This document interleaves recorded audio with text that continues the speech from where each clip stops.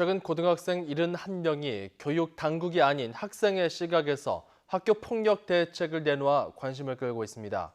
학생들의 제안은 꽤 실질적이었는데요. 권호진 기자가 보도합니다. 교육부가 지난 4월 1차 학교 폭력 실태 전수조사를 한 결과 피해 응답률은 1.6%로 지난해보다 소폭 증가했습니다.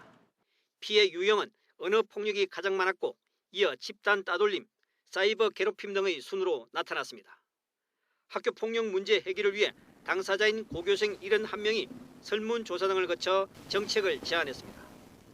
학생들은 먼저 내년 3월부터 각 교육지원청에 설치되는 학교폭력심의위원회에 학생을 위원으로 참여시킬 것을 요구했습니다. 현행 학교 내 학교폭력자치위원회는 사안을 처리할 때 학생의 목소리를 전혀 반영하지 못하고 있다는 판단에 따른 것입니다.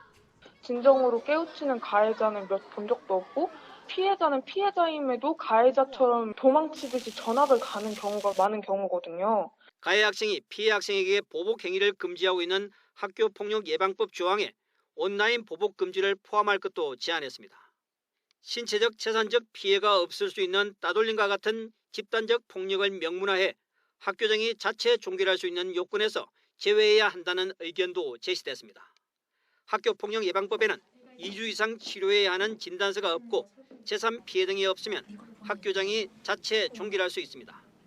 학생들은 같은 사안에 대해 처벌이 학교마다 다른 점도 문제점으로 지적했습니다. 이에 따라 처벌 기준을 마련해 매년 학교폭력자치위원회의 조치와 피해 학생의 결과에 대한 만족도를 담은 사례집 제작을 건의했습니다. 이 밖에 법에 규정된 학교폭력대책지역위원회와 지역협의회 활성화, 학교폭력위 제도 홍보, 모의 학교폭력위 체험 프로그램 도입 등의 정책을 내놨습니다. YTN 근호진입니다.